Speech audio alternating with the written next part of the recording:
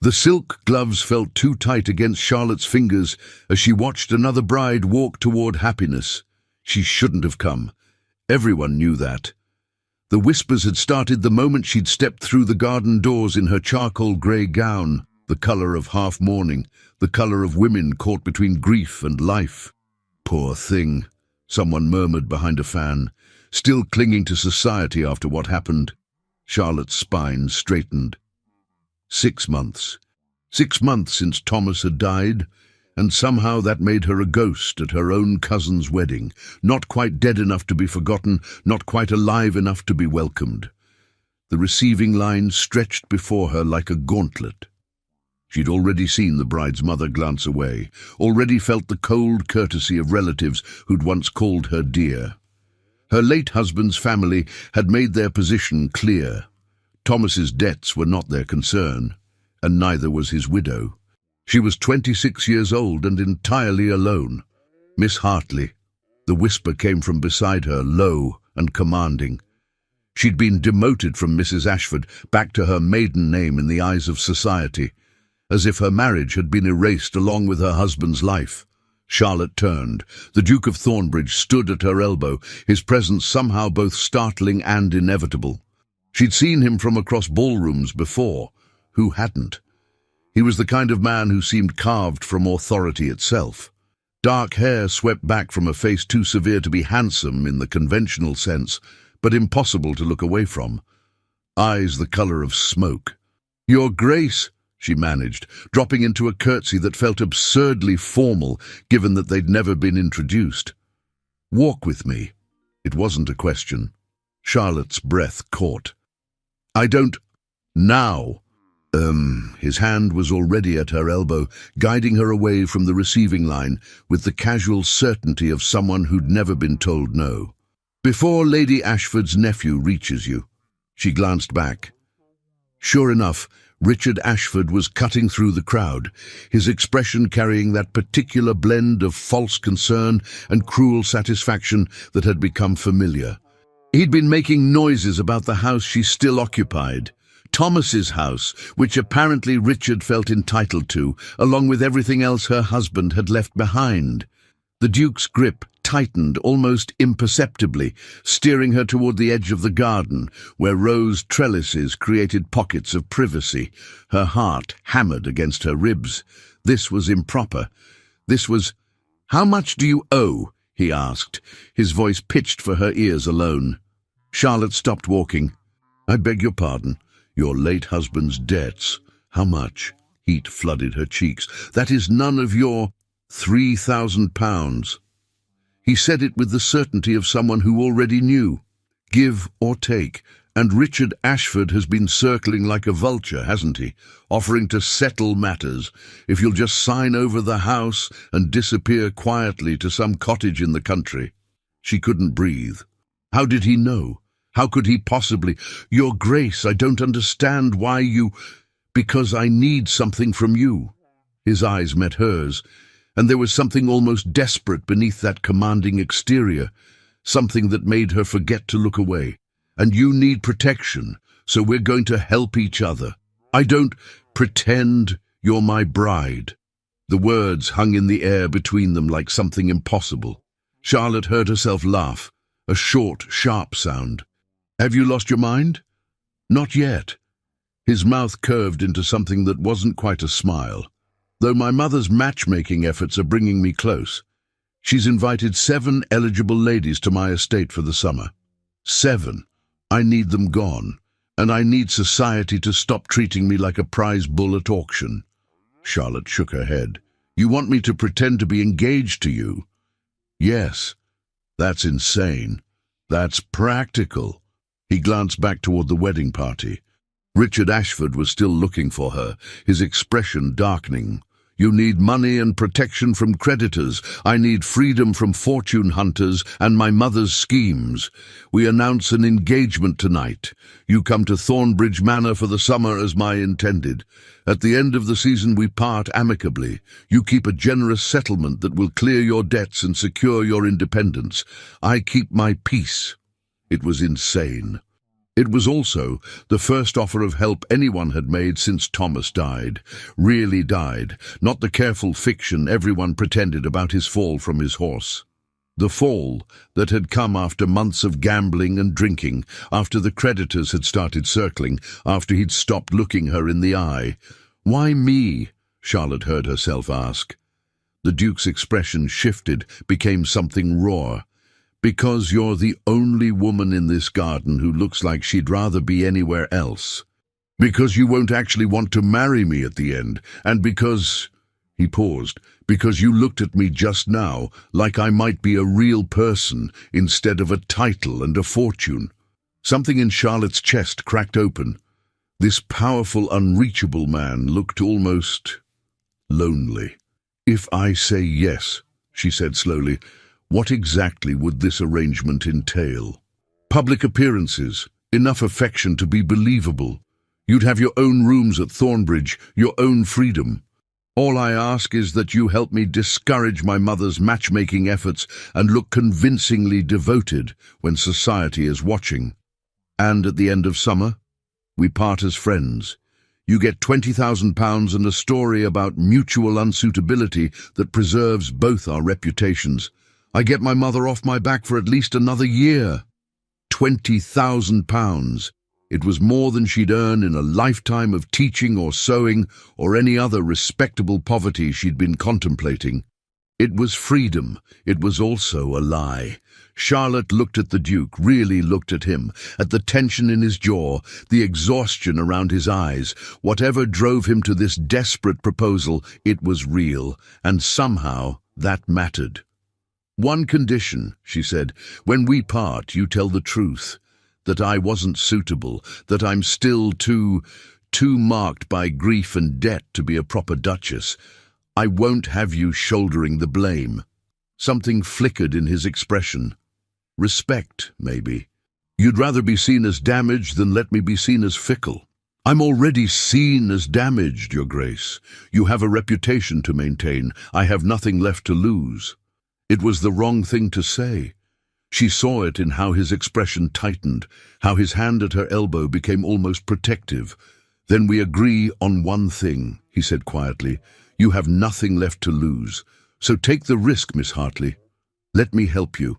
Charlotte thought of Richard Ashford and his vulture smile, of the landlord's letters piling up on her desk, of the way people looked through her now instead of at her.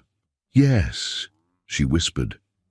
The Duke's shoulders dropped almost imperceptibly, as if he'd been holding his breath. "Then let me do this properly." He raised his voice just enough to carry, and suddenly Charlotte realized they'd gathered an audience. Half the wedding party had drifted close enough to eavesdrop, their interest barely concealed behind fans and champagne glasses. "Miss Hartley," the Duke said, his voice resonating with authority and something else, something that almost sounded tender. "Would you do me the honor of becoming my wife?" The garden went silent. Charlotte's hands trembled. This was it, the moment that would define everything that came after. She could refuse, walk away, return to her cramped rented rooms and mounting debts. Or she could step into this beautiful, terrifying lie. "Yes," she said clearly, "I will." The Duke smiled. A real smile this time, one that reached his eyes and transformed his severe face into something almost devastating. "Thank you," he murmured, low enough that only she could hear. Then louder, "You've made me very happy." He raised her gloved hand to his lips. The kiss was perfectly proper, barely a brush of his mouth against silk, but Charlotte felt it like a brand, like a promise of something neither of them had agreed to. The garden erupted into carefully modulated chaos. Congratulations and shock and poorly hidden malice, all mixing together. Charlotte saw Richard Ashford's face go white with rage, saw the bride's mother calculating the social implications, saw 7 beautifully dressed young ladies deflate with disappointment. And then she saw the Duke's mother.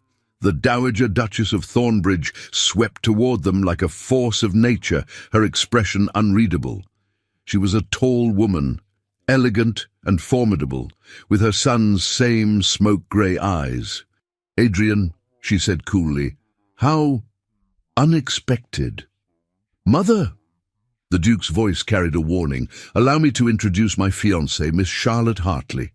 The Dowager's gaze cut to Charlotte, sharp and assessing. Charlotte felt herself being evaluated, measured, and found wanting in the space of 3 seconds. I see, the Dowager said. How long have you been acquainted? Long enough to know my own heart, the Duke said smoothly. I trust you'll welcome Charlotte to the family. It wasn't a question. It was a command wrapped in courtesy. The Dowager's mouth thinned. Of course, how could I do otherwise? She turned to Charlotte with a smile that didn't reach her eyes. My dear, you must be overwhelmed. We'll have so much to discuss once we return to Thornbridge. It was a threat disguised as welcome, and everyone knew it. Charlotte forced herself to smile back. I look forward to it, Your Grace. Don't, the Duke muttered as his mother swept away. Don't look forward to any of it. Charlotte watched the Dowager disappear into the crowd, already gathering allies and gossips. I think I've just made a powerful enemy. You've just become my fiancée. You've made 7 powerful enemies. Every woman my mother invited to Thornbridge this summer, but you've also gained a rather useful ally. He offered his arm. Shall we face the wolves together, Miss Hartley? Charlotte slid her hand into the crook of his elbow. The wool of his jacket was fine beneath her gloves, expensive and perfectly tailored.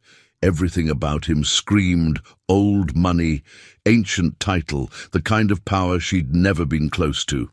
Together, she agreed, even though she wasn't sure what she'd just committed to. As they walked back toward the wedding party, Charlotte caught a glimpse of her reflection in a garden mirror. She looked different. Not happier exactly, but present. Visible, like she'd somehow become real again after months of being a ghost. The Duke's voice interrupted her thoughts. We leave for Thornbridge in 3 days. Pack light. You'll have new wardrobes made once we arrive. Anything you need, tell my secretary. Your Grace, Adrian, he corrected quietly. If we're to be convincingly engaged, you should probably use my name. Charlotte's breath caught. Using his Christian name felt impossibly intimate. More intimate than the fake engagement somehow. Adrian, she managed. The name felt strange in her mouth. What happens if we fail, if no one believes us? He looked at her then, really looked at her, and Charlotte felt pinned by that smoke-grey gaze. Then we'll fail together. But I don't intend to fail, Charlotte, and neither, I suspect, do you. He was right. She'd already lost everything once. She wasn't going to lose again. Even if the price of winning was pretending to love a duke she barely knew. The carriage to Thornbridge Manor was more luxurious than anything Charlotte had ever experienced. Velvet seats, brass fixtures polished to a gleam, and windows large enough to watch the countryside unfold like a painting. She sat across from Adrian. The Duke, she had to remember to think of him properly, even in her own mind, and tried not to feel like an imposter. 3 days had passed since the wedding. 3 days of hasty preparations, shocked callers, and Richard Ashford's barely contained fury. He'd shown up at her boarding house the morning after the engagement announcement, all false concern and thinly veiled threats. You're making a mistake, he'd said, blocking her doorway. The Duke is using you. Everyone knows it, a widow with nothing, when he could have anyone. Charlotte had looked him in the eye and smiled. Perhaps he prefers someone who wants him, not his money. It had been a lie, but a satisfying one. Richard had left, but not before promising that this humiliation, her elevation, he meant, would be temporary. Now she was alone with her fake fiancé, rolling through the English countryside toward a house she'd only heard about in gossip. Thornbridge Manor, seat of the Duchy of Thornbridge for 300 years.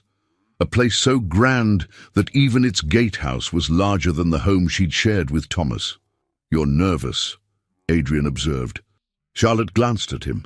He'd been reading correspondence for most of the journey, dealing with what seemed like an endless stream of estate business. Now his attention was entirely on her, and it was more unnerving than his distraction. Would you believe me if I said no? Not remotely. His mouth curved slightly. It's a reasonable reaction. You're about to walk into a house full of people who will despise you on sight. How encouraging. I prefer honesty to comfort. He set aside his letters. My mother has already arrived with her 7 candidates for Duchess. They were supposed to have a month of my undivided attention. Now they're attending a house party where they'll watch me be devoted to someone else. They will not be kind. Charlotte's stomach tightened. Perhaps you should tell me about them, know your enemy and all that. Adrian's expression shifted to something almost amused. Practical. I like that. He leaned back against the velvet seat. Lady Beatrice Ashford, no relation to your late husband's family, is beautiful, accomplished, and utterly convinced that being a duchess is her birthright. She'll attack your dignity. Noted. Lady Cordelia Winters is quieter but perhaps more dangerous. She'll befriend you, learn your weaknesses, then use them. Miss Eleanor Hartwick is young and romantic. She'll cry, loudly, frequently. It's surprisingly effective as a weapon. Charlotte absorbed this, her mind cataloguing threats. And the others? Miss Sarah Pemberton is brilliant with numbers and will likely try to prove you're after my money. Lady Victoria Somerset has political connections that could make your life miserable. Miss Jane Hartley. Hartley, Charlotte interrupted. Like me. Distant relation, apparently. My mother thought it would be charming. Jane will probably use that connection to claim your social climbing through family shame. 7 women. 7 elegant, accomplished, furious women who'd expected to compete for a duke and instead found him already claimed. And your mother? Charlotte asked quietly. Adrian's expression went carefully blank. My mother is grieving. Charlotte blinked. Grieving? My father died 2 years ago. She believes that finding me a suitable wife is the last duty she owes him. She's convinced that if she just introduces me to the right woman, I'll finally move on from... He stopped himself. It doesn't matter. What matters is that she'll see you as an obstacle to my happiness, not its source. There was something in his voice, something raw and quickly suppressed. Charlotte wanted to ask what he'd been about to say, what he was moving on from, but the walls were already back up. I'm not sure I can do this, she admitted. Pretend to be in love convincingly enough to fool everyone, while 7 women actively hate me. You don't have to fool everyone. Adrian leaned forward, his eyes intense. You just have to convince them that I'm convinced, that I chose you, despite all logic, that I'm... He paused. That I'm too far gone to be saved. Charlotte's breath caught. The way he said it, like he was giving her permission to destroy him. How do I do that? She whispered. Let me court you, Adrian said simply. Not as a pretense, not as a performance, but properly. Let me show you Thornbridge, introduce you to my world, treat you like someone I'm actually trying to win. If you respond honestly, even if that honesty is confusion or discomfort or fear, it will look more real than any amount of acting. It was brilliant and terrifying. Instead of playing roles, they'd just be honest about the strangeness between them. And if I genuinely start to dislike you, Charlotte asked. If you're terrible to live with and I can't hide it, Adrian's smile was brief but genuine. Then it will be the most convincing engagement in history. No one doubts a couple who fights. The carriage hit a bump, throwing Charlotte slightly forward. Adrian's hand shot out, steadying her with a touch to her arm.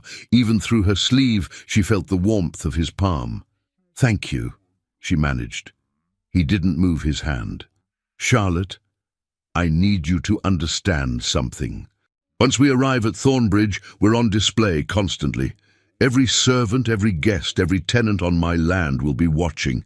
They'll be looking for cracks, for proof that you're a gold digger or I'm a fool. So we need to establish rules. Charlotte nodded, trying to ignore the heat of his hand still on her arm. In public, I will court you openly, Adrian continued. I'll be attentive, protective, and affectionate within the bounds of propriety. You'll have access to everything, my library, my stables, my private gardens. I want everyone to see that I've given you the keys to my world.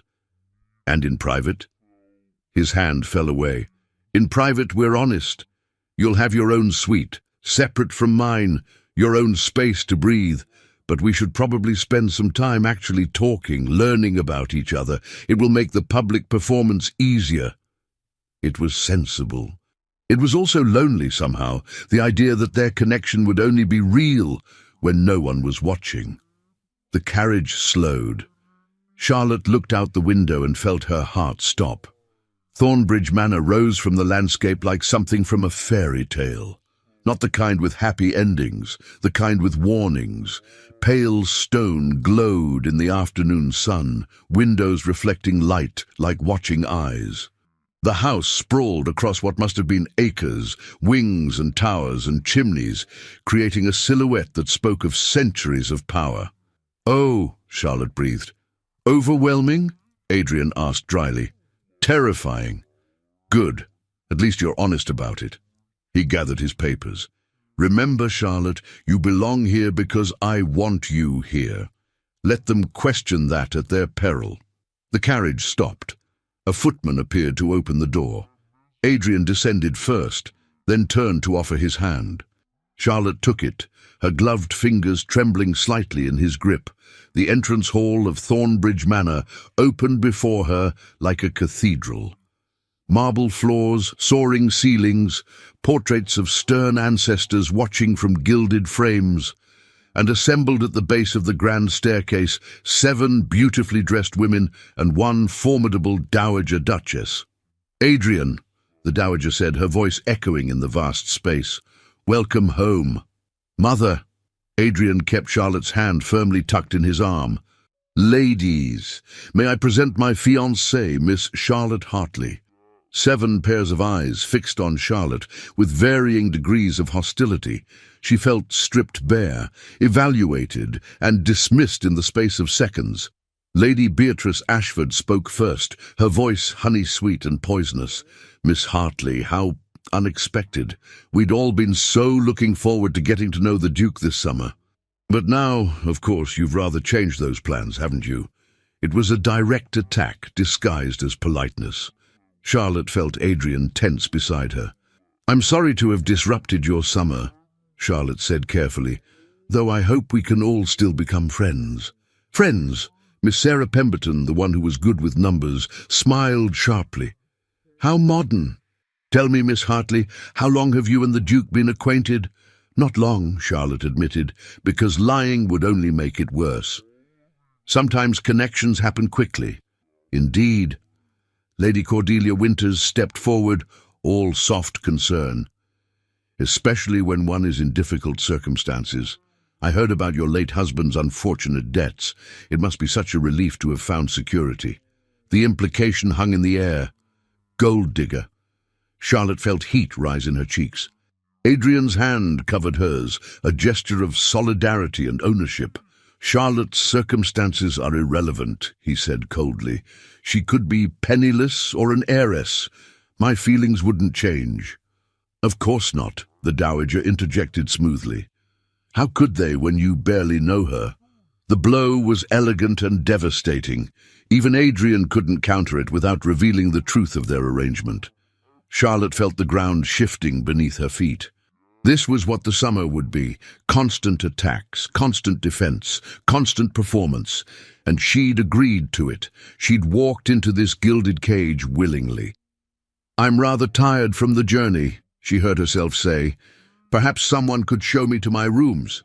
"I'll do it." Adrian's voice was firm. "I want Charlotte to feel welcome here." The dowager's expression tightened. "Adrian, we have guests. Who can entertain themselves for an hour?" He was already guiding Charlotte toward the stairs. "Mother, I'm sure you remember what it's like to be a new bride in a strange house. Some consideration, please." They climbed in silence, their footsteps echoing on marble. Charlotte didn't dare look back, but she felt 7 pairs of eyes burning into her spine. "That was brutal," Adrian said once they were out of earshot. That was restrained, Charlotte corrected. They were being polite. His laugh was short and humorless.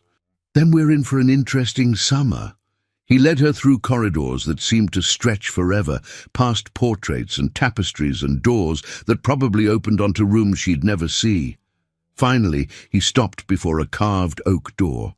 "You're sweet," he said, pushing it open. Charlotte stepped inside and felt her breath catch for the second time that day.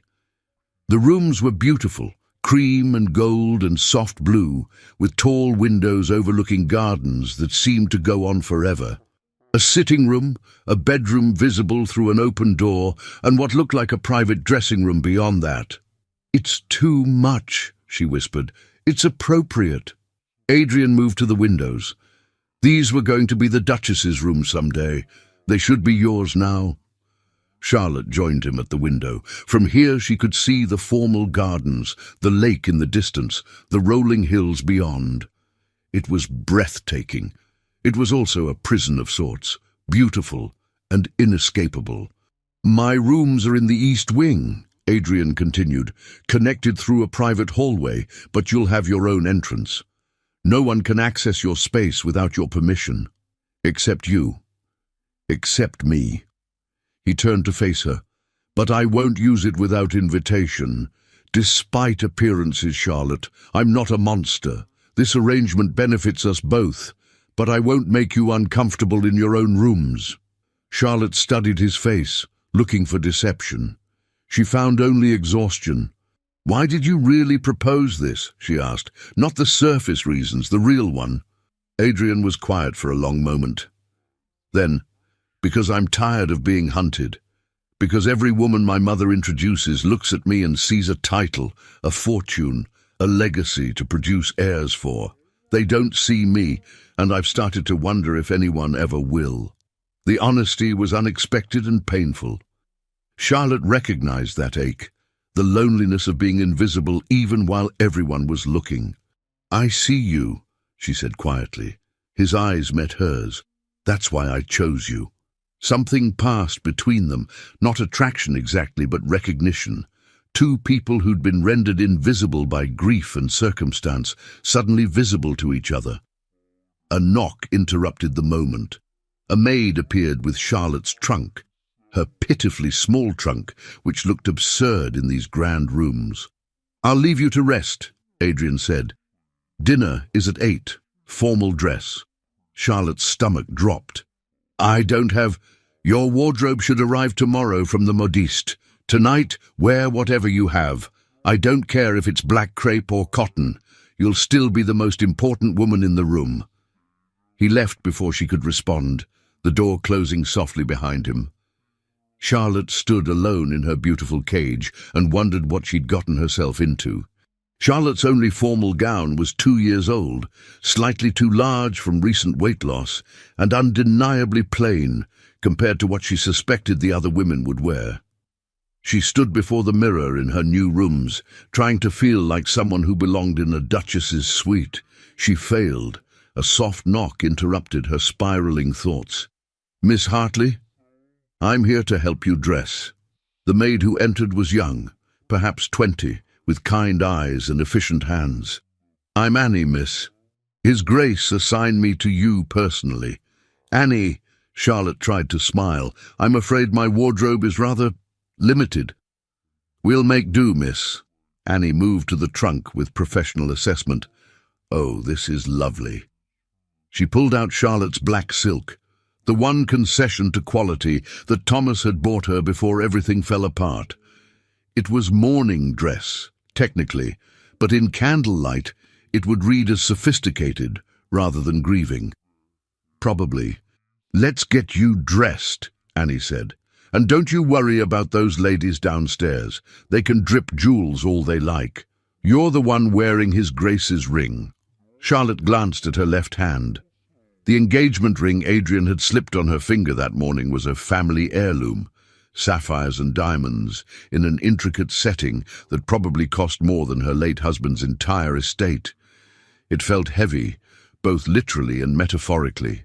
Annie worked in comfortable silence, pinning Charlotte's dark hair into an elegant knot and adjusting the fit of the gown with a few strategic pins. "There, you look like a duchess already." Charlotte looked in the mirror. She looked like herself, just more.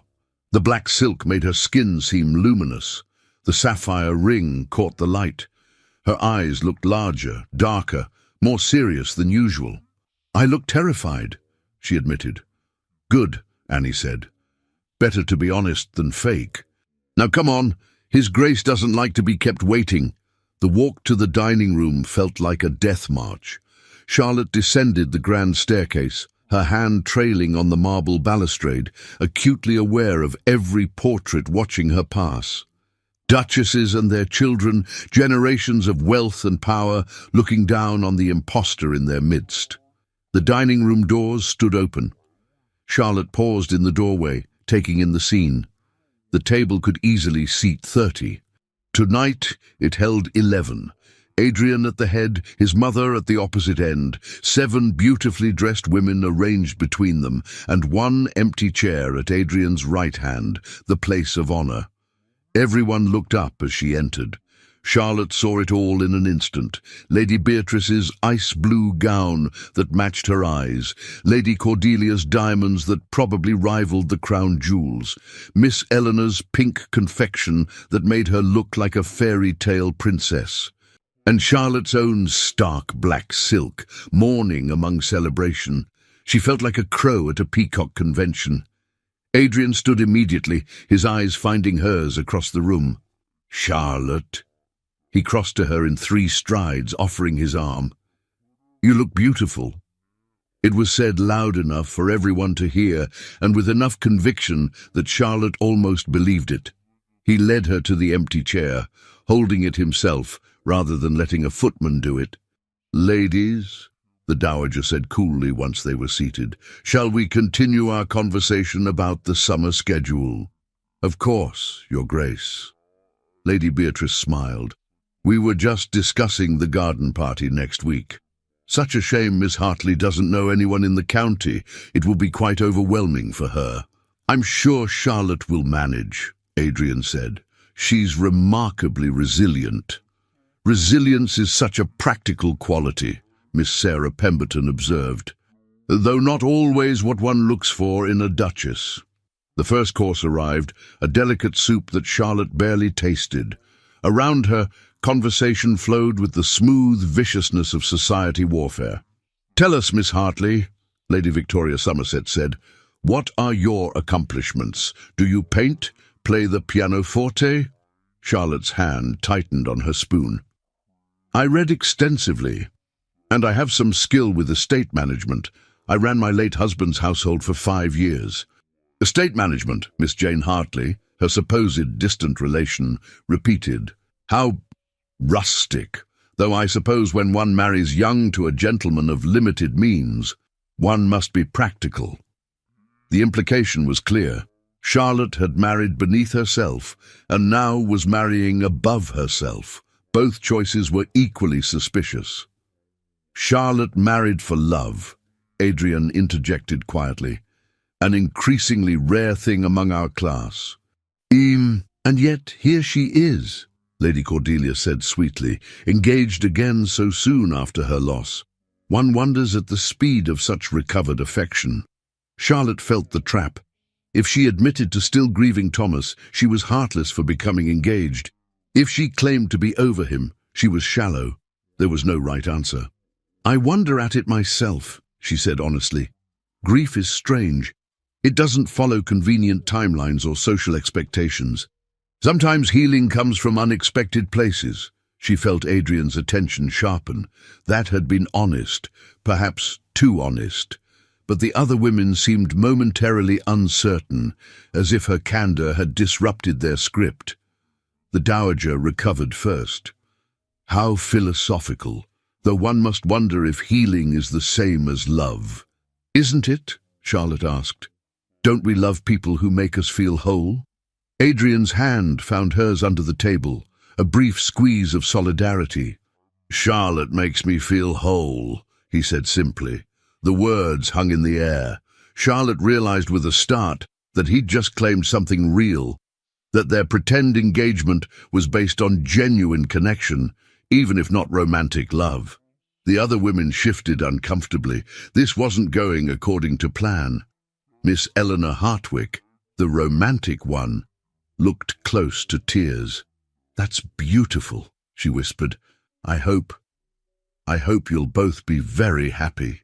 "Eleanor," Lady Beatrice said sharply. But the damage was done. One of the 7 had broken ranks. The dinner continued through 6 more courses, each one a fresh battlefield. Charlotte was asked about her family, dead. Her education, governess until 14, then self-taught. Her expectations for the role of Duchess, a minefield she navigated by saying she hoped to learn from those more experienced. Every answer was judged. Every pause was noted. By the time dessert arrived, Charlotte felt exhausted.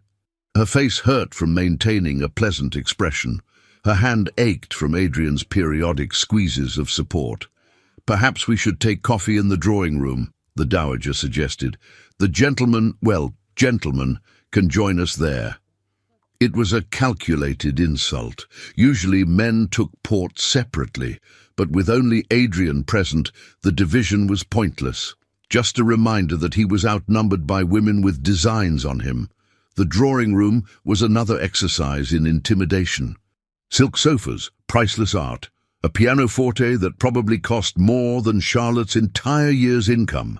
The 7 women arranged themselves like a court, leaving Charlotte isolated on a settee near the fire. Adrian sat beside her without hesitation. "Comfortable?" "Not remotely," she muttered. His smile was brief. "Good. Discomfort means you're paying attention." "Ladies," the Dowager said, settling into her chair with the air of a queen. "Perhaps Miss Hartley would favor us with some music." It was a test. Charlotte saw it immediately. Either she'd play poorly and be mocked, or refuse and be called rude. "I'm afraid I don't play," Charlotte admitted. "I was never taught." "Never taught the pianoforte?" Lady Beatrice's eyebrows rose. "How extraordinary. It's such a basic accomplishment." "Charlotte's accomplishments lie elsewhere," Adrian said coldly. "Not everyone needs to perform like trained monkeys." The room went silent. The insult was direct and unmistakable. He just called his mother's carefully selected candidates performing animals. The Dowager's expression went rigid. "Adrian, surely you don't mean—" "I mean exactly that." He stood, drawing Charlotte up with him. "It's been a long day. Charlotte and I are retiring." "It's barely 9 o'clock, Miss Sarah protested. "And yet, I find myself exhausted by company." Adrian's smile was razor-sharp. "Imagine that." He guided Charlotte from the room before anyone could respond. They walked in silence through the corridors, footsteps echoing. Only when they reached the private hallway between their suites did Adrian finally speak. "I'm sorry," he said. "That was worse than I expected." Charlotte laughed, the sound slightly hysterical. "Worse? Adrian, they want me dead. Metaphorically, probably. Definitely metaphorically. My mother draws the line at actual murder." He ran a hand through his hair, disrupting its perfect style. "I shouldn't have lost my temper." "You defended me." Charlotte's voice came out smaller than intended. "No one's done that in a long time." Something shifted in his expression. "Get used to it. For the next few months, defending you is my primary occupation." They stood in the quiet hallway, the sounds of the house distant. Charlotte was acutely aware of how close he was, how the lamplight softened his severe features. "Thank you," she said quietly, "for tonight, for all of it." "Don't thank me yet. That was just the opening salvo. It gets worse from here." How encouraging. Adrian's smile was genuine this time. "I'm beginning to appreciate your sarcasm, Charlotte." "Good. I have a lot of it stored up." He moved toward his rooms, then paused. "Tomorrow morning I'd like to show you the estate. Just us. Before everyone else wakes and we have to perform again." "I'd like that," Charlotte admitted. Good. He hesitated. And Charlotte, you did well tonight, better than well. You were honest when they expected manipulation. It threw them off balance. He disappeared into his suite before she could respond. Charlotte stood alone in the hallway, her heart racing for reasons she didn't want to examine. She'd survived one dinner, only an entire summer to go. Charlotte woke to sunlight streaming through unfamiliar windows. For a moment she forgot where she was. Then memory crashed back. Thornbridge. Adrian, the gauntlet of dinner. She'd survived. A soft knock announced Annie's arrival. "Good morning, miss. His Grace requests your company for breakfast. Just the two of you. The other ladies won't rise for hours." Charlotte dressed quickly in her only riding habit, a dark green wool that had seen better days. When she descended to the breakfast room, she found Adrian already there, reading correspondence and drinking coffee. He looked different in morning light. Less duke, more man. His hair was slightly disheveled, his jacket more casual. He looked up as she entered, and something in his expression eased. "You're awake," he said. "I half expected you to barricade yourself in your rooms after last night."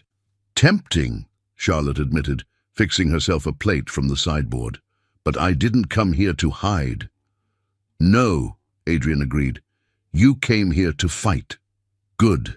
They ate in companionable silence for a few minutes. Charlotte felt herself slowly relaxing into the quiet. No performance required, no audience watching. "Tell me about Thomas," Adrian said suddenly. Charlotte's fork froze. "Why?" "Because if we're going to be convincing, I need to know who you were before, who you are now, and he shaped both those people."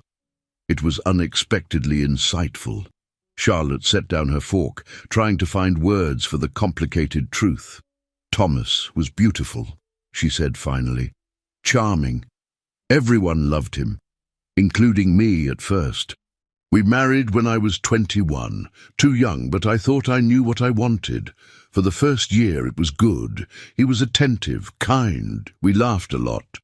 And then his father died. Thomas inherited debts no one had known about. He started gambling, trying to win back what was lost, started drinking, started disappearing. Charlotte's voice remained steady through will alone. By the end, I barely knew him. The man I married was gone, replaced by someone desperate and cruel. "Did he hurt you?" The question was direct and dangerous. Charlotte met Adrian's eyes. "Not physically, but there are other ways to hurt someone, ways to make them feel small and worthless and stupid, forever believing in promises." Adrian's jaw tightened. "He didn't deserve you. Maybe not. But I chose him. That's on me. You were 21 and in love. That's not a crime." Charlotte felt something in her chest crack. She'd blamed herself for so long, for not seeing Thomas's flaws, for not preventing his decline, for being relieved when he died. "The night he fell from his horse," she said quietly, "he'd been drinking. We'd argued. I told him I was leaving, going to live with my aunt. He rode off in a rage and—" She stopped. "Everyone pretends it was an accident. But Thomas knew those paths. He'd ridden them his whole life. I think he just gave up. That's not your fault, isn't it? If I'd been more patient, more understanding, he'd still have been an alcoholic gambler who blamed everyone but himself." Adrian's voice was fierce. "Charlotte, you can't save people who don't want to be saved. Trust me, I've tried." There was a story there, something raw beneath his words. But before Charlotte could ask, Adrian stood. "Come, I want to show you something." He led her through the house to the stables, where 2 horses waited already saddled. Charlotte hesitated at the sight of the beautiful chestnut mare. "I haven't ridden in months," she admitted. "Then we'll go slowly." Adrian mounted his black gelding with easy grace. "This is Thornbridge, Charlotte. It belongs to you now, at least for this summer. You should see it." They rode through morning mist, Adrian leading them away from the formal gardens into wilder country. The estate stretched for miles, rolling hills, ancient woods, tenant farms in the distance. It was breathtaking and overwhelming. 3,000 acres, Adrian said, held by my family for 12 generations. Sometimes I forget what it looks like to someone seeing it for the first time. It's beautiful, Charlotte said honestly, and terrifying. How do you manage all this? I don't. I have estate managers, stewards, an army of people who keep things running. My job is to make decisions and pretend I know what I'm doing. You're good at pretending then. Adrian's smile was wry. Years of practice. They rode in silence for a while, following a path that wound through woods where bluebells carpeted the ground. Charlotte felt herself breathing easier out here, away from the house and its watching eyes. There's something I need to tell you, Adrian said finally, about why my mother is so determined to see me married. Charlotte waited, sensing this was important. 5 years ago I was engaged, Adrian continued, his voice carefully neutral. Lady Catherine Pembroke. Beautiful, accomplished, everything a duchess should be. The wedding was planned, guests invited, future secured. What happened? 3 weeks before the wedding, she ran away with my younger brother. Charlotte's breath caught. Oh, Adrian. Thomas was always the charming one, the fun one. I was too serious, too dutiful. Catherine chose passion over duty. Can't really blame her. His jaw was tight. Thomas died 2 years ago in a racing accident, drunk, showing off. Catherine has been a widow ever since, and my mother has been matchmaking ever since, terrified I'll die alone because my own brother stole my fiancée. The pieces clicked into place. The desperate need for a fake engagement, the exhaustion with being hunted, the loneliness of a man who'd been betrayed by the two people he should have been able to trust most. I'm sorry, Charlotte said quietly. That's a terrible burden to carry. Is it? Sometimes I wonder if I'm just selfish. If I should have let it go by now, moved on, given my mother the grandchildren she wants. Adrian looked at her. But I can't stomach the idea of marrying someone who wants the title more than the man. Someone who'll leave the moment a more exciting option appears. So you chose me, someone who definitely doesn't want to be a duchess. Exactly. He smiled faintly. You're the safest option. You'll leave on schedule, take your settlement, and I'll be alone. Just like I want. But he didn't sound like he wanted it. He sounded like a man who'd convinced himself that loneliness was better than risk. Charlotte understood that. She'd been making the same choice herself. They reached a clearing where a small stone folly overlooked the valley. Adrian dismounted, then helped Charlotte down. His hands on her waist felt warm, even through her riding habit. This is my favorite spot on the estate, he admitted. When I was a child, I'd come here to hide from lessons. Later, I'd come here to think. About what? Everything. My father's expectations, Thomas's resentment, the weight of a title I never wanted but can't escape.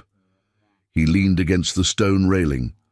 And lately, about how to survive my mother's matchmaking without losing my mind entirely. Charlotte joined him at the railing, looking out over the valley. From here, Thornbridge Manor looked like a toy in the distance, pretty and manageable. I'm glad you brought me here, she said. You're the first person I've ever shown this place. The admission hung between them, intimate and unexpected. Charlotte felt something shift, the fake engagement taking on edges of real connection. We should get back, Adrian said abruptly, before my mother sends search parties. They rode back in silence, but it was different now. Comfortable, like two people who'd started to actually see each other. As they approached the stables, Charlotte saw a familiar figure waiting. The Dowager Duchess, dressed for the day, her expression cold. Adrian, she said as they dismounted, how lovely that you could spare time for private rides while your guests wait. They're your guests, Mother, not mine. Nevertheless, they're here, and Miss Hartley seems to be monopolizing your attention quite effectively. The Dowager's gaze cut to Charlotte. How convenient. How intentional, Adrian corrected. Charlotte is my fiancée. She comes first. First before duty, before courtesy. The dowager's voice was sharp. Your father would be disappointed. Adrian flinched. It was barely visible, but Charlotte saw it, the wound that comment opened. My father is dead, Adrian said flatly, and I'm tired of living for ghosts. He walked away, leaving Charlotte alone with the dowager. The older woman studied her with cold assessment. You think you're clever, don't you? Catching a duke with tears and vulnerability. But I know what you are, Miss Hartley. You're a desperate widow clinging to security. And when my son realizes it, you'll be cast aside just like you deserve. Charlotte felt anger rise, hot and cleansing. You don't know anything about me, Your Grace. But you know what? I don't need you to approve. I just need Adrian to want me here. And he does. For now. The dowager smiled coldly. But summer is long, and there are 7 women in this house who would make far better duchesses than you ever could. She swept away, leaving Charlotte shaking with suppressed fury. Annie appeared from the stables. Don't let her rattle you, miss. Her Grace doesn't like anyone who threatens her control. And I'm threatening her control. You're making His Grace happy. That's the worst threat of all. Charlotte watched the dowager disappear into the house. The battle lines were drawn, and she had a feeling things were about to get much worse. The garden party arrived with relentless inevitability. For 5 days, Charlotte had endured subtle warfare, snide comments at breakfast, pointed exclusions from activities, accidental social slights that left her isolated. The 7 women had formed a united front, with Lady Beatrice as their general and the dowager as their silent endorser. Adrian had defended Charlotte at every turn, but even he couldn't be everywhere. And the women were clever. They attacked when he wasn't watching, in ways that left no proof. Now the cream of county society was descending on Thornbridge Manor for an afternoon of elegant torture.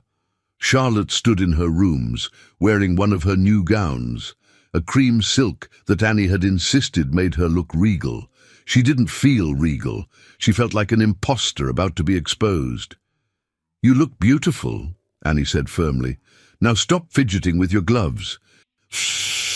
There will be 200 people at this party, Charlotte said.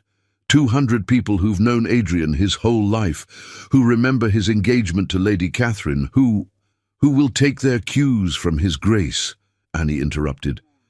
And he'll make it very clear where his affections lie. You'll see. Charlotte wasn't so sure. She descended to the garden, where footmen were setting up tables and string musicians were tuning instruments. The scene was something from a painting, too beautiful to be real.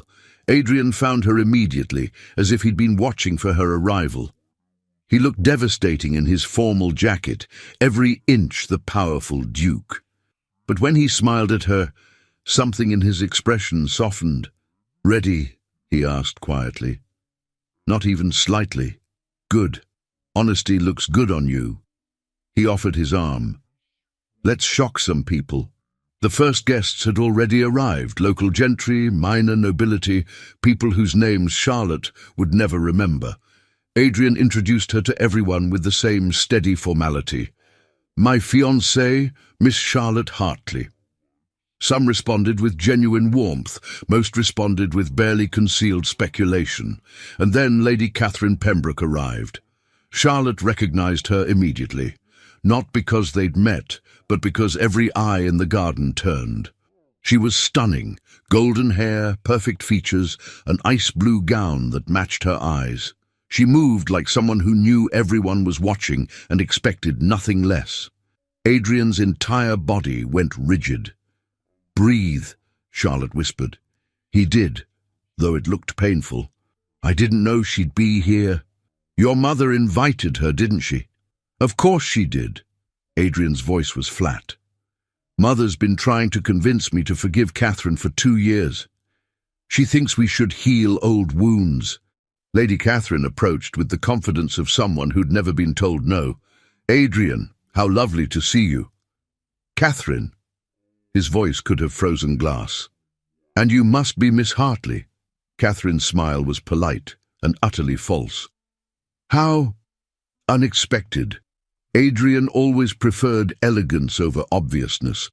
It was a perfectly constructed insult. Charlotte was obvious where Catherine was elegant. Charlotte felt Adrian's arm tense beneath her hand. "I prefer honesty over performance," Adrian said coolly, "which is why I'm engaged to Charlotte." Catherine's smile didn't waver. "Of course. How modern." She turned to Charlotte. "You're very lucky, Miss Hartley, though I suppose you know that, given your circumstances." There it was, the implication that Charlotte was a fortune hunter, desperate and grasping. "I am lucky," Charlotte agreed calmly. "Adrian is remarkable, though I suspect you already know that, given your history." Catherine's expression flickered. "Ancient history. Yet here you are," Charlotte observed. "How interesting." For a moment something raw crossed Catherine's face, regret maybe, or jealousy. Then it was gone, replaced by social armor. "Enjoy your summer," Catherine said sweetly. "Though I imagine it must be exhausting, playing a role so far above your station." She drifted away before Charlotte could respond, leaving a wake of poisoned implications. "Ignore her," Adrian said tightly. "Hard to do when she's right." Charlotte kept her voice light, but the words hurt. "I am playing a role above my station." "No." Adrian turned to face her, his eyes intense.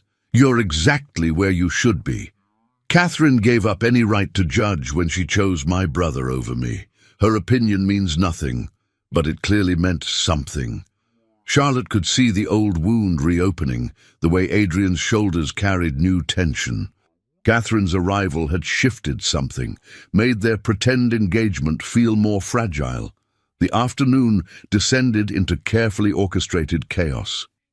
Charlotte was introduced to dozens of people whose names blurred together.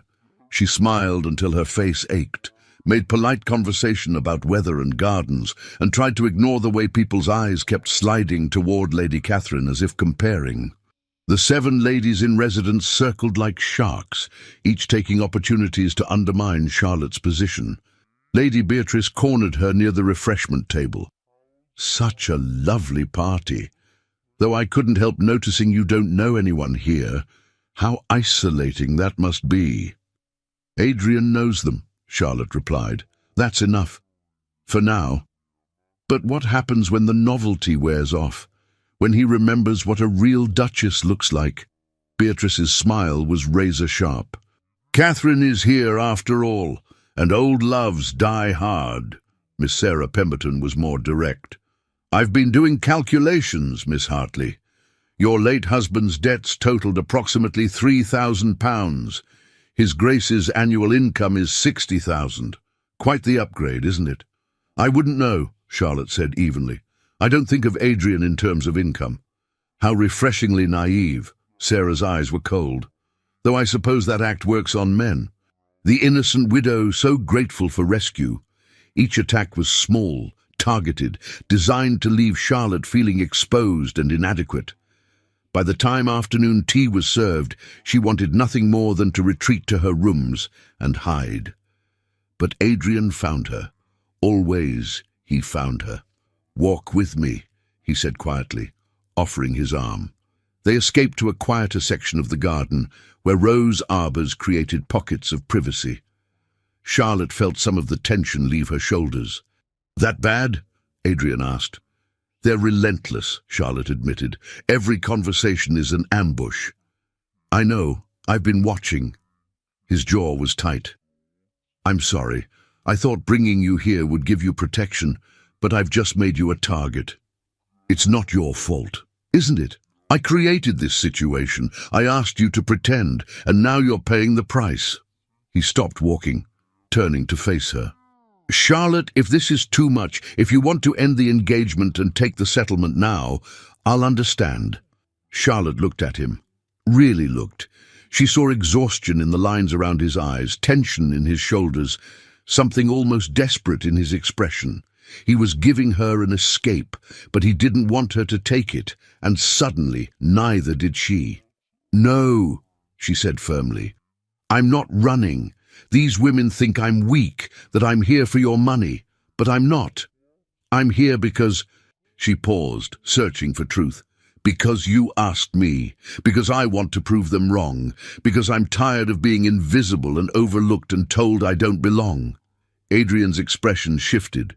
Surprise, then something warmer. "You're not invisible, Charlotte. Not to me." "Then help me fight back," she said. "Not by defending me constantly, but by teaching me how to navigate this world, how to be the fiancé they have to accept, even if they hate it." A slow smile crossed Adrian's face. "You want to go on the offensive. I want to survive. There's a difference. Not as much as you think." He glanced back toward the party. "All right. Lesson 1. Stop trying to please them. They'll never like you, so stop wasting energy on the attempt. Instead, focus on the people who matter, the tenants, the servants, the people who actually run this estate.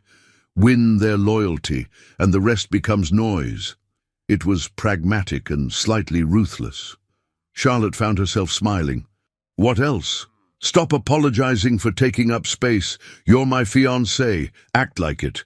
When Lady Beatrice makes a snide comment, don't deflect. Agree and make it sound like a compliment. When Sarah questions your motives, laugh like she's told a joke. Take their weapons and turn them into toys." Charlotte absorbed this, her mind already racing. "And Catherine?" Adrian's expression went carefully blank. "What about her?" "She still affects you. Everyone can see it. She betrayed me with my own brother. Of course she affects me.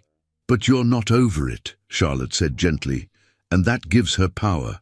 Until you let go of that wound, she can keep using it." Adrian was silent for a long moment. "How do I let go of something that changed everything? Thomas and Catherine didn't just betray me. They made me question every relationship I have, every woman my mother introduces. I look at them and wonder, how long until they find someone better?" The honesty was devastating. Charlotte felt her heart crack for this powerful man who'd been taught to expect betrayal. "I can't promise people won't hurt you," she said quietly. "But I can promise I won't lie to you. This engagement is fake, yes, but my respect for you is real. My friendship is real. I'm not here to betray you, Adrian. I'm here because we made a deal, and I keep my promises." Something in Adrian's face transformed. "You mean that?" "Yes." He reached for her hand, his fingers warm around hers. "Then let's make them see it. Let's show everyone, my mother, Catherine, those 7 vultures, that what we have is real, even if it's not romantic love." "How?" Adrian glanced toward the party, then back at her. "Trust me?" "Yes." He led her back toward the garden party, where guests milled around tables laden with delicacies. The dowager sat in state beneath a rose arbor, Catherine at her side. The 7 ladies formed a court around them. Adrian walked directly to that gathering, Charlotte's hand firmly tucked in his arm. "Mother," he said clearly. "Ladies, I have an announcement."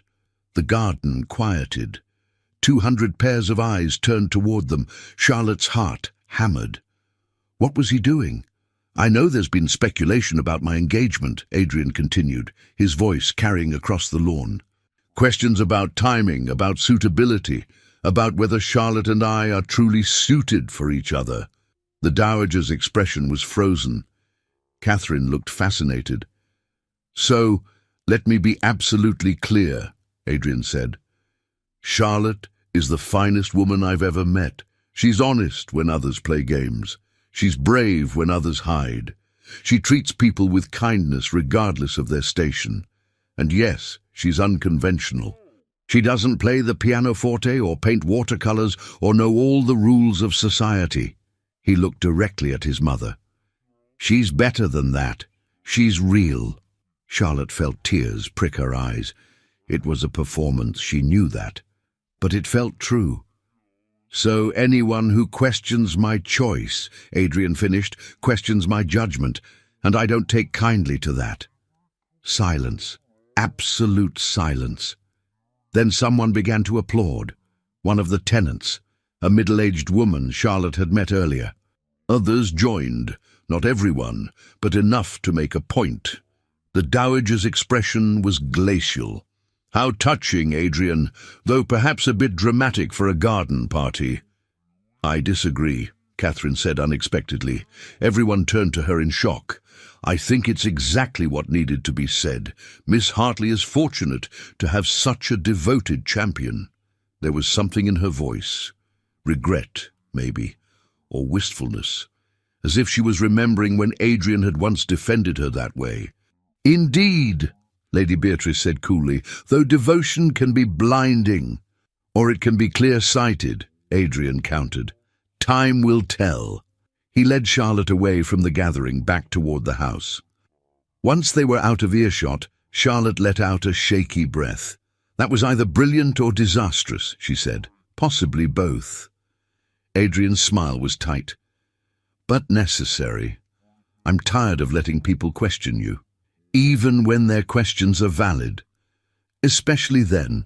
He stopped walking, turning to face her. Charlotte, this started as a practical arrangement, but somewhere in the past week you've become important, not romantically, he added quickly, but as a friend, as someone I trust, and I protect the people I care about. Charlotte felt warmth spread through her chest. I care about you too, which is why I need to ask, are you sure about this? About us continuing this pretense? Because the longer we go on, the harder it will be to walk away. Adrian's eyes held hers. I know, but I'm not ready to walk away yet, are you? No, Charlotte admitted. Not yet. Then we continue. Together. They stood in the shadow of Thornbridge Manor, the sounds of the garden party distant. And Charlotte realized something terrifying. This fake engagement was starting to feel dangerously real. 3 weeks into the summer, Charlotte began to understand the rhythm of Thornbridge. Mornings were for riding with Adrian, exploring the estate, and talking about everything from books to politics to their complicated pasts. Afternoons were for enduring the 7 ladies and their increasingly creative attempts to undermine her position. Evenings were for formal dinners, where the dowager presided like a judge, and Catherine watched with unreadable eyes. It was exhausting. It was also becoming something like home. Charlotte sat in the library late one evening, unable to sleep. The room was vast, walls lined with books that represented centuries of collected knowledge. She'd claimed this space as her refuge, somewhere to breathe without performance. Can't sleep either? She startled. Adrian stood in the doorway, still dressed but disheveled, his jacket discarded and cravat loosened. Too much on my mind, Charlotte admitted. May I? He gestured to the chair beside hers. It's your library. It's yours now too. He settled into the chair with a sigh. What's keeping you awake? Charlotte considered lying, then remembered their promise of honesty. I'm starting to forget this is pretend. Adrian went very still. What do you mean? I mean, when we ride together in the mornings, when you defend me at dinner, when you look at me like I actually matter, I forget we're performing. And that's dangerous, because in 2 months this ends. I get my settlement, you get your freedom, and we go back to being strangers. Is that what you want? To go back to being strangers? It's what we agreed to. That's not what I asked. Charlotte met his eyes. In the lamplight, they looked almost warm. No, it's not what I want. But wanting more doesn't change our arrangement. Adrian leaned forward, elbows on his knees. What if I told you I'm having the same problem? That somewhere between showing you my favorite places and defending you from social vultures, this stopped being purely practical? Charlotte's breath caught. Adrian? I'm not saying I'm in love with you, he interrupted. I don't know if I'm capable of that anymore. Catherine and Thomas broke something in me, but I am saying I like you, I respect you, and I don't want to lose you when summer ends. Then what do you propose? We can't stay engaged forever. Why not? Because it's a lie. Is it? Adrian's voice was intense. We're partners. We care about each other. We're building something real, even if it started as pretense. Plenty of society marriages are based on less. Charlotte shook her head. You're talking about a real marriage, a real life together. But what happens when you meet someone you actually love? Someone who makes you feel what Catherine did? I don't want to feel that again, Adrian said flatly. That kind of passion leads to disaster. What we have is better. Friendship, respect, partnership. It's sustainable. It's also not fair to either of us. Charlotte stood, pacing. Adrian, you deserve someone who sets your heart racing, and I deserve to be more than a convenient solution to your mother's matchmaking. You're not convenient. You're essential. He stood too, following her. Charlotte, these past 3 weeks have been the first time I've felt like myself since my father died. You don't treat me like a title or a duty. You treat me like a person. How is that not worth fighting for? Because fighting for it means risking real heartbreak. The words burst out before Charlotte could stop them. I already lost one husband, Adrian. I can't lose another, even if this one is fake. Duck. The admission hung between them, raw and revealing. Adrian's expression softened. You won't lose me. That's the whole point. We build something stable, something that doesn't depend on volatile emotions. But I want volatile emotions, Charlotte whispered. I want to feel alive again. And settling for partnership without passion, that's just another kind of death. She left the library before Adrian could respond, her vision blurred with tears she didn't understand. She'd spoken truth she hadn't meant to acknowledge. She wanted more than this careful arrangement. She wanted to feel something real. But real meant risk, and she'd already lost too much to risk again. Charlotte didn't see Adrian the next morning. He'd left early for estate business, Annie reported. The absence felt like abandonment, even though Charlotte knew she'd driven him away with her honesty. She spent the morning in the gardens, trying to find peace. Instead, she found trouble. Lady Beatrice and Miss Sarah were walking together, deep in conversation.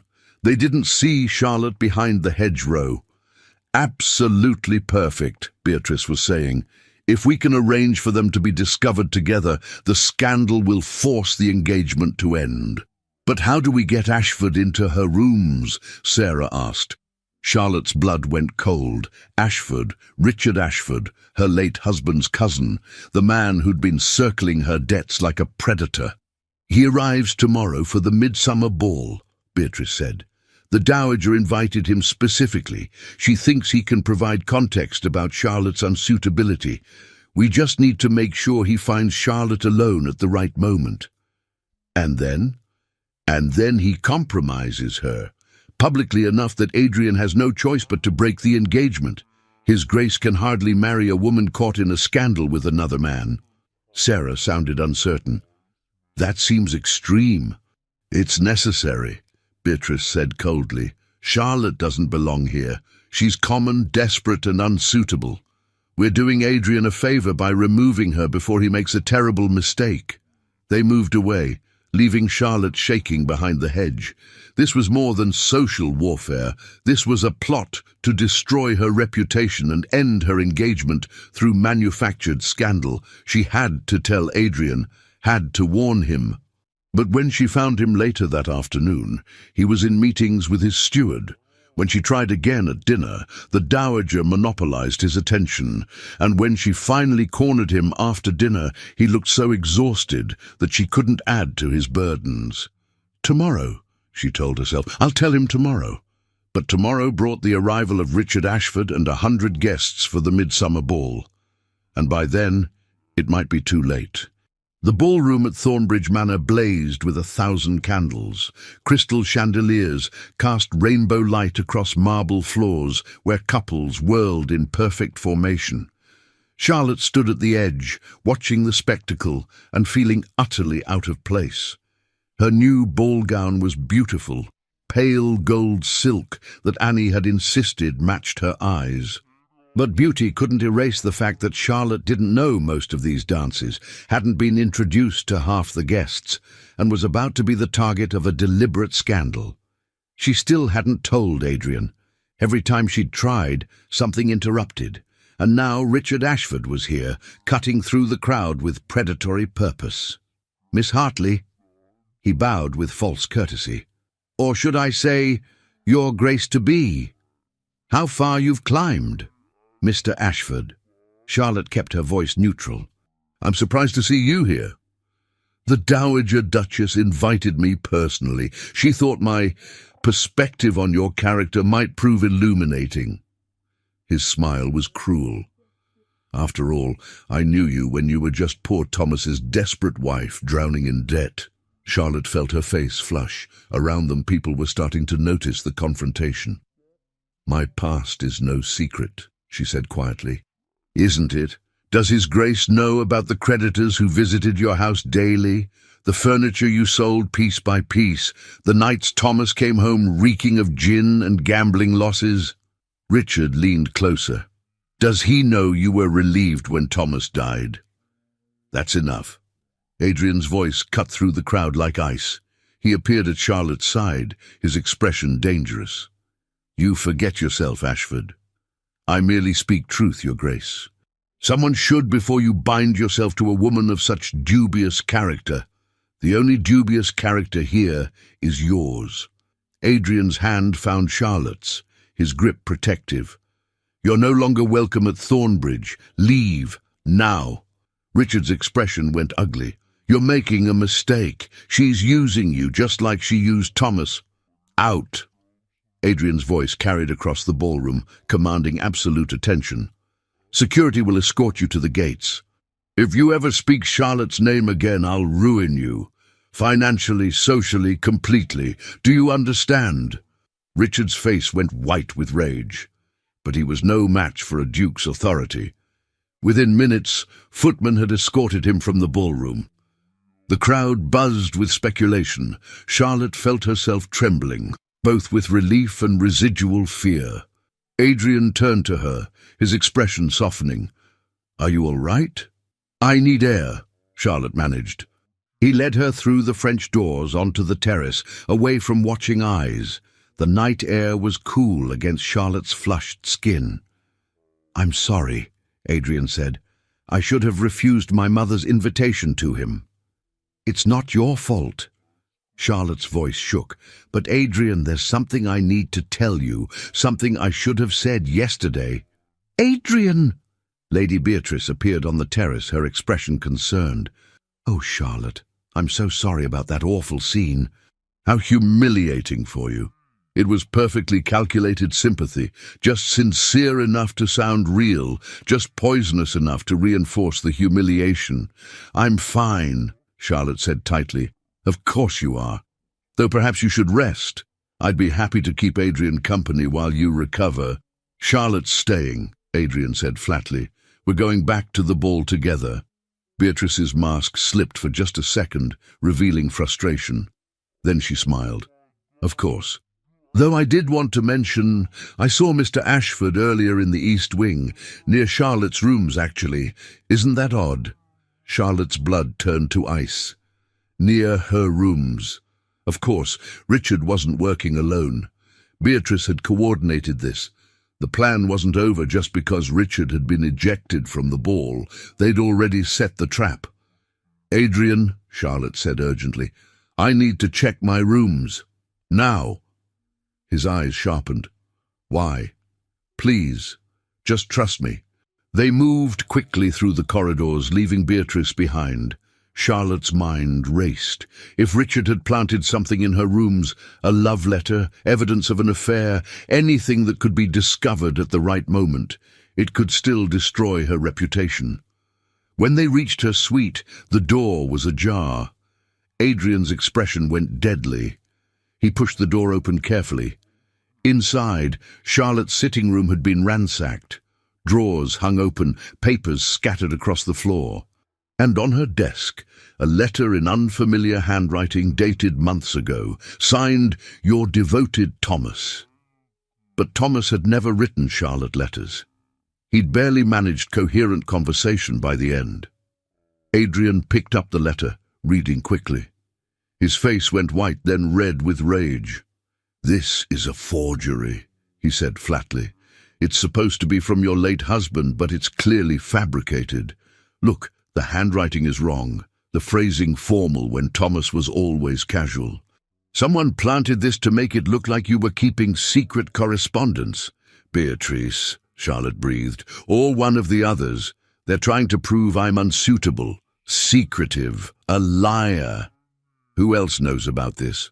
No one yet, but if they'd succeeded in getting me alone up here, if you weren't with me when this was discovered, people would assume I'd hidden it on purpose, that I had something shameful to conceal. Adrian's jaw was so tight Charlotte thought he might crack teeth. They tried to trap you, to manufacture a scandal that would force me to break our engagement. Yes. Who? His voice was soft and absolutely terrifying.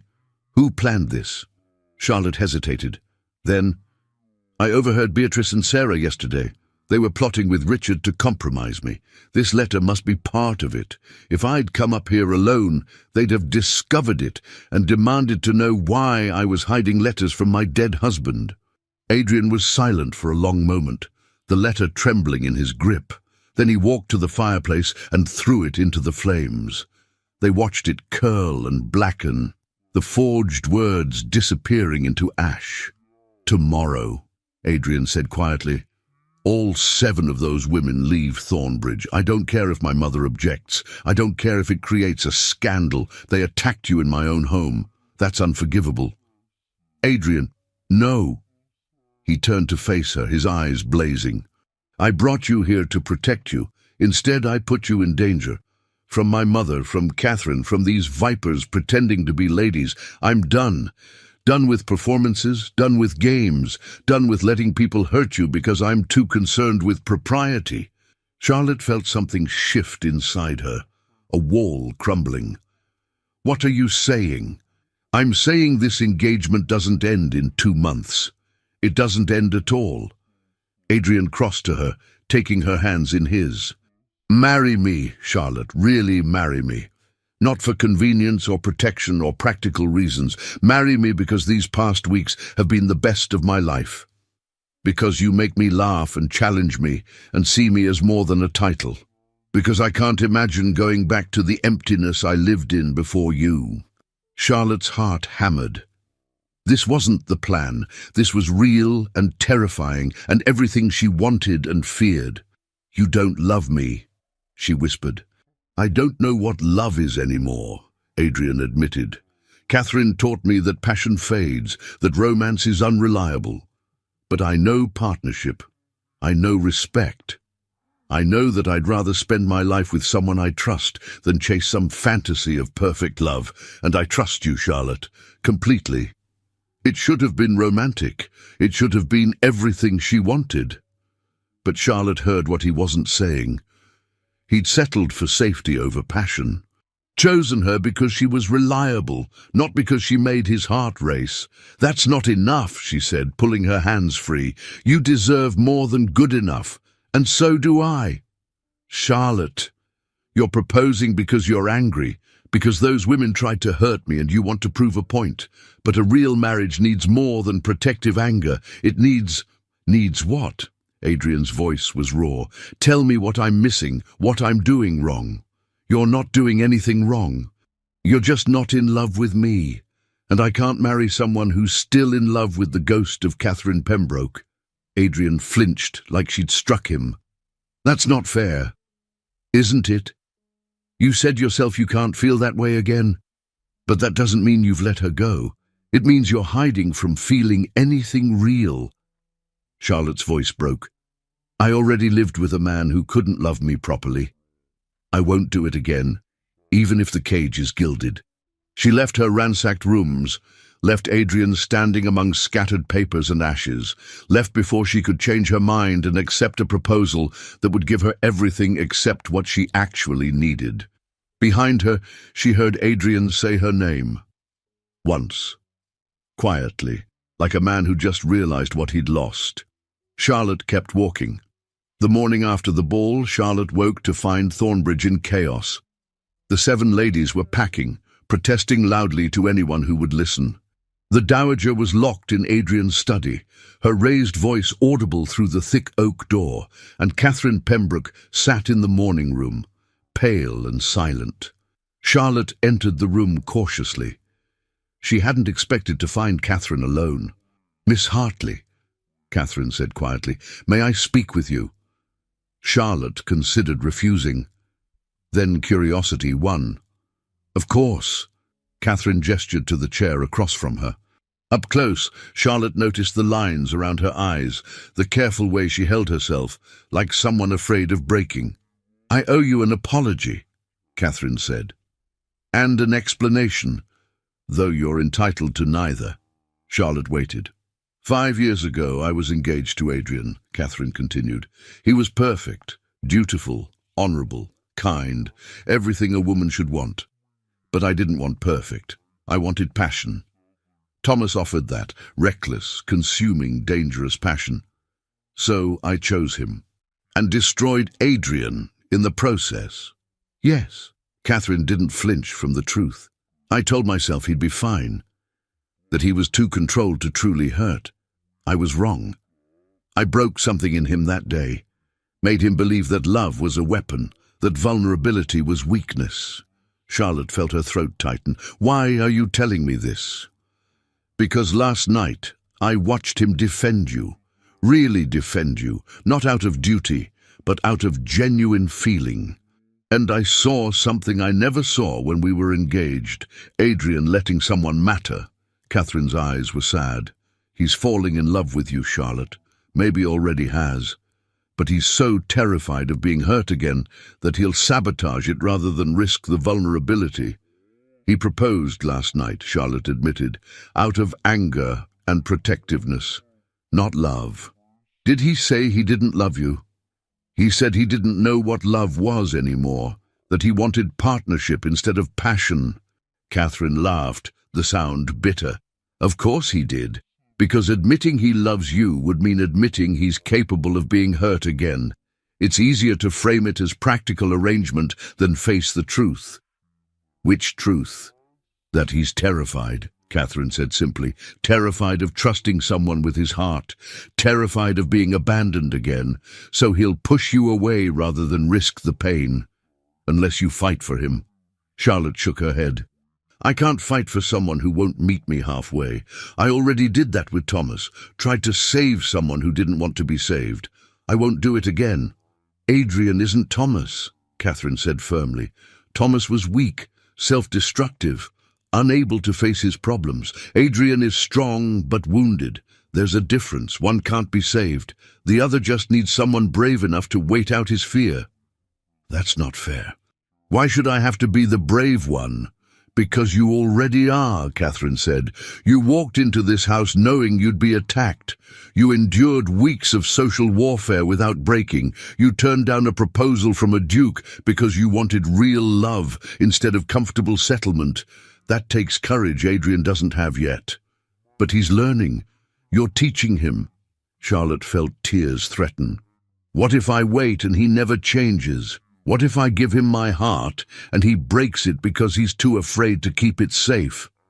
"Then you'll survive," Catherine said quietly. "Just like you survived Thomas's death. Just like you survived poverty and scandal and all the things that should have broken you. But Charlotte, what if you don't wait? What if you walk away from the one man who actually sees you, respects you, would burn the world down to keep you safe? Can you survive that regret?" The question hung in the air, unanswerable. The door burst open. Adrian stood there, his expression wild. "Charlotte, I need—" He stopped, seeing Catherine. "What are you doing?" "Helping," Catherine said, standing. "Something I should have done years ago." She moved toward the door, pausing beside Adrian. "Don't be an idiot, Adrian. You know what you feel. Stop hiding behind logic and admit it before she leaves." She swept out, leaving Adrian and Charlotte alone. "I talked to my mother," Adrian said abruptly. "Told her if she ever manipulates my life again, I'll cut her off completely. The 7 ladies are gone. Richard Ashford is banned from the county, and I've made it clear to every servant, every tenant, every person on this estate. You are to be treated with absolute respect." "Thank you," Charlotte said quietly. "But that doesn't change what I said last night." "I know." Adrian crossed the room, stopping a few feet away. "Charlotte, I handled everything wrong. The proposal, the timing, the reasons. I was angry and scared, and I said all the wrong things. You said what you felt. Partnership over passion, safety over risk. No, I said what I thought I should feel, what made sense logically." He ran a hand through his hair, destroying its careful style. "But here's the truth I've been too afraid to admit. I don't want safe. I don't want logical. I want you." Charlotte's breath caught. "Adrian, let me finish. Please." His eyes were raw. "When Thomas and Catherine betrayed me, I decided emotion was the enemy. That if I just stayed controlled, rational, I'd never be hurt again. And it worked. I was perfectly protected and completely miserable. Then you showed up at that wedding looking lost and brave, and something in me recognized something in you." "What?" "Someone who'd been broken but refused to stay that way. Someone who'd lost everything and was still fighting. You terrified me from the start, Charlotte, because you made me feel things I thought I'd buried. Anger on your behalf, pride in your strength, and yes," his voice dropped, "desire. Not just physical, though God knows that's there too, but desire to know everything about you, to see you smile, to be the person you turn to when the world gets too heavy." Charlotte felt tears spill over. "Then why frame the proposal as partnership? Why not just say this?" "Because I'm a coward," Adrian admitted. "Because saying I'm falling in love with you means admitting you have the power to destroy me. And I've been destroyed before. It nearly killed me. The thought of going through that again, especially with you." He stopped, his voice breaking. "Charlotte, you could hurt me worse than Catherine ever did, because this time it would be real. So you pushed me away first," Charlotte realized, "before I could leave." "Yes, and it was stupid and self-destructive, and I'm sorry." Adrian took a step closer. "I'm not asking you to marry me out of anger or convenience. I'm asking because I love you, messily, terrifyingly, completely. And if you can't feel the same, I understand. But don't walk away thinking I don't care enough. I care too much. That's the problem." Charlotte felt her walls crumbling. Every defense she'd built, every reason she'd had for keeping distance, none of it mattered in the face of Adrian's raw honesty. "I'm scared too," she whispered. "Scared of trusting someone again. Scared of being the desperate widow who settled for security. Scared that if I let myself love you, I'll lose myself. Then we'll be scared together." Adrian's smile was tremulous. "And if you need time to trust me, I'll wait. A month, a year, however long it takes. The engagement can be real or fake or somewhere in between. Just don't leave thinking you don't matter to me. You're not a convenient solution, Charlotte. You're everything." Charlotte crossed the space between them, reaching for his hands. His fingers closed around hers, warm and solid. "I don't need time," she said. "I've known for weeks how I felt. I just didn't think you could feel the same. What do you feel? Like I've been half alive since Thomas died, and you reminded me how to be whole. Like every morning riding with you is the best part of my day. Like when you defend me, I feel visible for the first time in years." She met his eyes. "Like I might be falling in love with a duke who's too stubborn to admit he needs someone." Adrian's laugh was choked. "I'm completely transparent, aren't I?" "Completely." Charlotte stood on her toes, bringing her face close to his. "So stop being stubborn and kiss me." He did. It wasn't gentle or tentative. It was desperate and claiming and absolutely right. Adrian's hands came up to frame her face, his mouth moving against hers like he was trying to memorize the shape of her. Charlotte gripped his jacket, pulling him closer, pouring weeks of suppressed feeling into the kiss. When they finally broke apart, both breathing hard, Adrian rested his forehead against hers. "Marry me," he whispered. "For real this time, because I love you, Because I can't imagine my life without you. Because you're brave and brilliant and you make me want to be better." "Yes," Charlotte said, "but on one condition. Anything. We do this slowly. We court properly, get to know each other without the performance. And if we still feel this way when summer ends, we marry. But Adrian, I won't be the consolation prize. If we do this, it's because you choose me, not because you're afraid of being alone." "I do choose you," Adrian said fiercely, "over safety, over logic, over every practical reason to protect my heart. I choose you, Charlotte, every time." She kissed him again, softer this time, a promise instead of a claim. Behind them, someone cleared their throat. They broke apart to find the dowager standing in the doorway, her expression unreadable. "Mother," Adrian said warily, "I came to apologize." The words seemed to cost her. "To Miss Hartley, Charlotte, I've been unfair, unkind. I wanted to protect you, Adrian, and in doing so, I made you miserable, both of you." Charlotte glanced at Adrian, who looked as stunned as she felt. "I spoke with Catherine this morning," the dowager continued. "She made me see that my grief over your father, my fear of losing you like I lost Thomas, I've let it poison everything. You're not your brother, Adrian, and Charlotte isn't Catherine. I should have trusted your judgment instead of trying to force mine." "Mother," Adrian's voice was rough, "I appreciate... I'm not finished." The dowager's expression softened fractionally. "Charlotte, you've brought life back to this house, to my son. I've watched him laugh more in the past month than the past 2 years. That's worth more than pedigree or accomplishments or any of the things I thought mattered. So if you'll accept it, I'd like to welcome you properly to this family." Charlotte felt tears threaten again. "Thank you, Your Grace.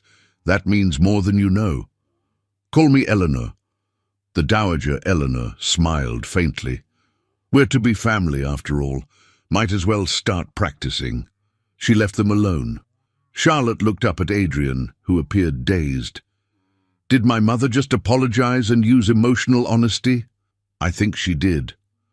"Catherine must have performed a miracle." Charlotte laughed, the sound giddy with relief. "Or maybe she just reminded your mother what actually matters." Adrian pulled her close again, tucking her against his chest. Charlotte felt his heartbeat, steady and strong. "I love you," he said into her hair. "Just so we're clear, I'm going to say it often so you never doubt it. I love you too." Charlotte tilted her head back to look at him.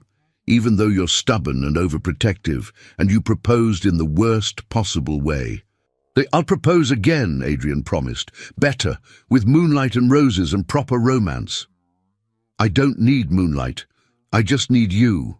He kissed her forehead, her cheeks, finally her mouth, soft and reverent and full of promise. Summer stretched before them, no longer a performance but a beginning. And for the first time since Thomas's death, Charlotte felt something she'd thought lost forever: hope. 6 months later, Charlotte stood in the same garden where Adrian had first whispered, "Pretend you're my bride." Now, in the crisp air of early winter, she was about to become his bride in truth. The small chapel at Thornbridge was filled with people who mattered: estate tenants who'd accepted her with open arms, servants who'd become friends, Eleanor, who'd quietly become the mother Charlotte had lost, and Catherine, who'd given her blessing with genuine warmth before leaving to rebuild her own life elsewhere. No performance, no pretense, just truth. Annie fussed with Charlotte's veil, her eyes bright with tears. "You look like a duchess, miss, a real one." "I look like myself," Charlotte corrected gently. "That's enough." The chapel doors opened, music swelled, not grand or showy, but achingly beautiful. Charlotte walked down the aisle alone, needing no one to give her away. She'd given herself freely and completely. Adrian waited at the altar, his eyes locked on hers. He looked different from the severe duke who'd made a desperate proposal at a garden wedding, softer, happier, whole. When she reached him, he took her hands, his thumb brushing over her knuckles. "You came," he whispered. "Did you doubt?" Every second until now. His smile was crooked. I'm still afraid you'll realize you deserve better. Too late. I signed the license. The ceremony was simple, their vows traditional, but when Adrian said, "I do," his voice cracked with emotion, and when Charlotte promised to love and cherish him, she meant every word. "I now pronounce you husband and wife," the rector smiled. "You may kiss your bride, your grace." Adrian cupped Charlotte's face in his hands. "I love you," he said, loud enough for everyone to hear. "Thank you for choosing me." "Always," Charlotte promised. The kiss was witnessed by tears and applause, by people who'd watched their journey from pretense to truth. At the wedding breakfast, Eleanor stood to make a toast. "To the new Duke and Duchess of Thornbridge, may they continue to remind us all that love, real love, is worth the risk." "To risk," the guests echoed. Later, as they danced their first dance as husband and wife, Adrian pulled Charlotte close. "Happy?" he asked. "Deliriously." Charlotte leaned her head against his shoulder. "Though I keep waiting for someone to object, to reveal this is all a dream. If it is, I'm not waking up." Adrian's hand tightened on her waist. "Charlotte, I need you to know something. That day at the wedding, when I asked you to pretend, I thought I was looking for escape, but I was actually looking for you. I just didn't know it yet." "We found each other," Charlotte said. "That's what matters." They swayed together, music and laughter surrounding them. Outside the windows, snow began to fall, the first of winter, promising a season of warmth and safety. Charlotte thought of herself 6 months ago, sitting alone at her cousin's wedding, invisible, overlooked, convinced she'd never be chosen, never be seen. She'd been wrong, because now, in Adrian's arms, she was the most visible person in the room. Not because of his title or wealth, but because he looked at her like she mattered, like she was worthy, like she was loved. The young widow who'd sat alone at a wedding had found her way home, not through pretense or performance, but through the terrifying, exhilarating risk of letting someone see her, really see her, and choosing to stay anyway. She was never unfit. She was never too damaged. She was never less than worthy. She was always enough, and in Adrian's eyes, Charlotte finally believed it. The end. Thank you for staying with us until the very end. If Charlotte and Adrian's journey made you feel seen, the way a lonely heart can become a home again, please leave a like, share this story with someone you care about, and tell us in the comments which moment stayed with you the most. Subscribe and click the bell so you don't miss the next emotional tale. And remember, at the end of this video, another beautiful story is waiting for you. Click and continue your journey. Thank you for being here.